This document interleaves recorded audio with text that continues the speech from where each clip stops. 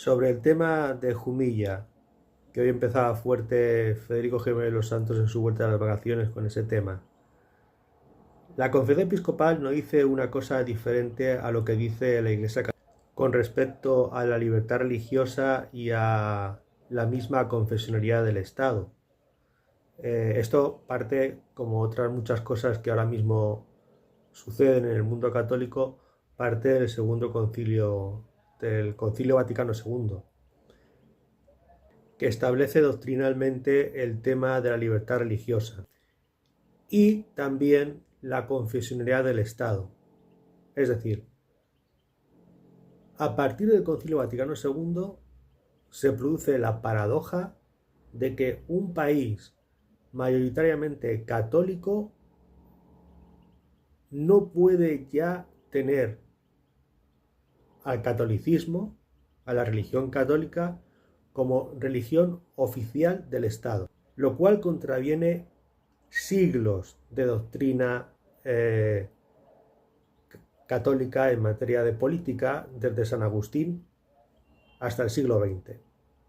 Entonces, lo que propugna el Concilio Vaticano II son relaciones particulares,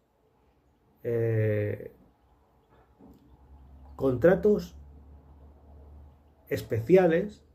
entre el Estado y la Iglesia, en línea con lo que había sido el primer concordato de esa índole entre un Estado no católico y la Iglesia Católica, que fue el concordato de Napoleón Bonaparte, del emperador Napoleón, con el Vaticano. A partir de ese concordato, surgido de la Revolución Francesa, y especialmente a partir de todo el movimiento de la nueva catolicidad emanada de Vaticano II, los países católicos ya no pueden seguir teniendo a la religión católica como religión oficial. En todo caso, el Estado pues tiene que mantener una serie de garantías, una serie de condiciones acordadas con la Iglesia para preservar los lugares de culto y para preservar los derechos de los católicos dentro del marco de la libertad religiosa.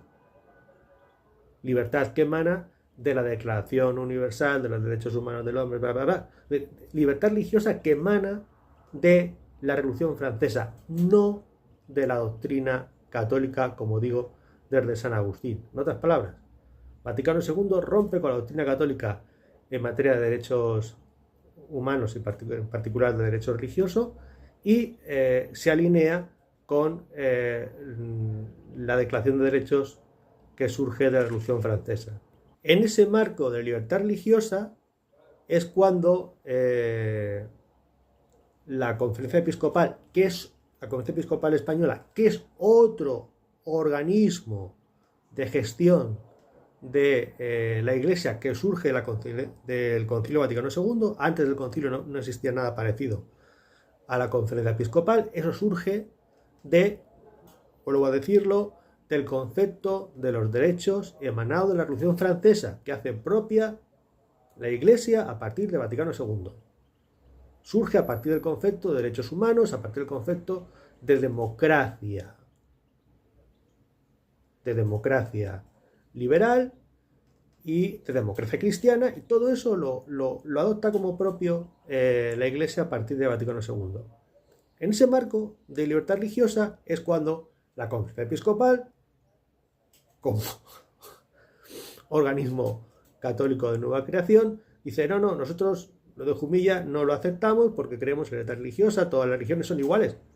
Pero, por un lado, dice, todas las religiones son iguales, pero por otro, acuerda condiciones especiales de tratamiento del Estado con respecto a la religión católica. Por tanto, la respuesta de la Conferencia Episcopal Española es plenamente coherente con toda la doctrina emanada a partir de Vaticano II y choca frontalmente con lo que había sido el desarrollo de la doctrina católica en el marco del Estado español, especialmente con lo que fue el tratamiento de la Iglesia antes de la Constitución de 1978. Porque en nuestra Constitución anterior al 78, es decir, en la Constitución del franquismo, porque el franquismo también tiene Constitución, lo que pasa es que no era una carta magna del estilo revolucionario francés, era un conjunto de leyes fundamentales, que es el concepto constitucional medieval, tradicional, que todavía se conserva, por ejemplo, en Gran Bretaña. En ese marco de la Constitución tradicional, vigente en la España anterior al 78, no es que se respetara la libertad religiosa, no es que se respetara el culto católico al igual que se respetaban otros cultos religiosos, no, es que la religión católica era preferente en el uso, protección y salvaguarda del Estado, porque la religión católica era la que ofrecía el marco doctrinal para el desarrollo de toda la actividad del Estado. Por eso, las leyes religiosas, el derecho canónico, era preferente con respecto al resto del derecho del Estado. Y se ofrecía a la Iglesia Católica una misión de tutela, de guía moral y espiritual con respecto al conjunto del Estado y de la sociedad española. Y eso,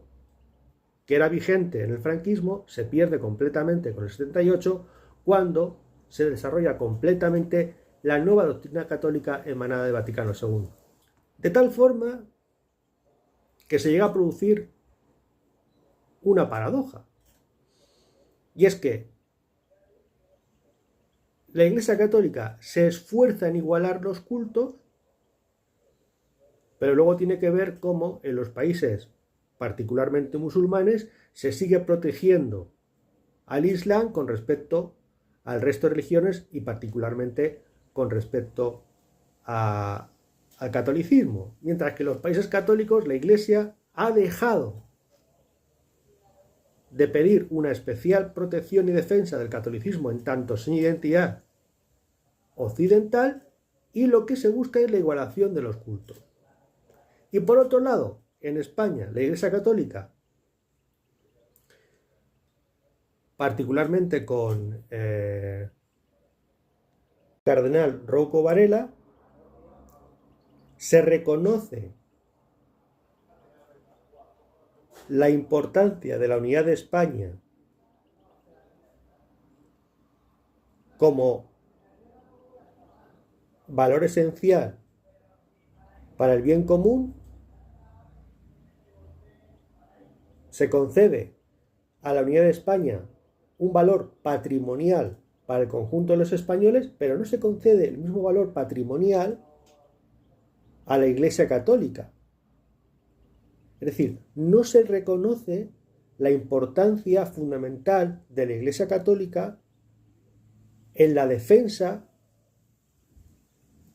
en la protección, en el desarrollo de la identidad política, cultural, nacional en definitiva, de los españoles.